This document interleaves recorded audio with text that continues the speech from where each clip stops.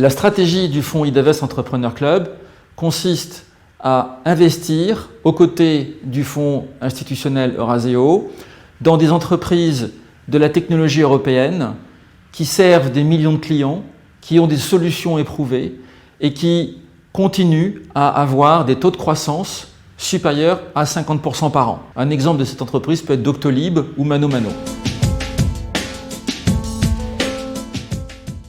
Le fonds IDAVEST Entrepreneur Club est ouvert à la souscription jusqu'à la fin de l'année 2022. Ça reste un programme de long terme qui se terminera en 2029. Toutefois, nous avons structuré des fenêtres de liquidité en 2025, 2026 et 2027 pour permettre aux souscripteurs qui souhaiteraient sortir de demander le rachat de leur part.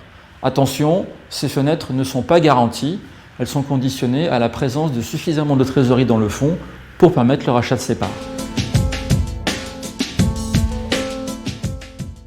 Le fonds est accessible à partir d'un seuil d'investissement de 20 000 €. Il est accessible pour tous les investisseurs, mais également, il présente l'avantage d'être éligible aux modalités de l'article 150 bis du Code général des impôts dans la situation du remploi.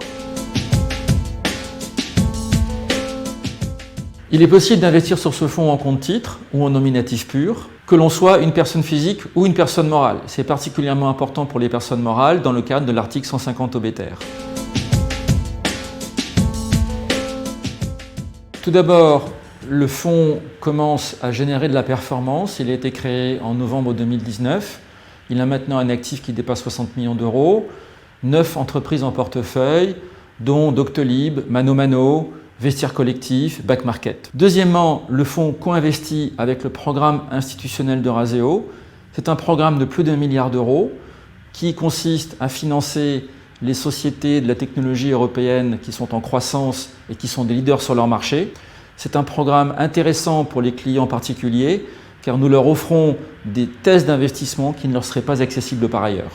Et troisièmement, le fonds est particulièrement adapté aux opérations de remploi telles que définies à l'article 150 bis du Code général des impôts.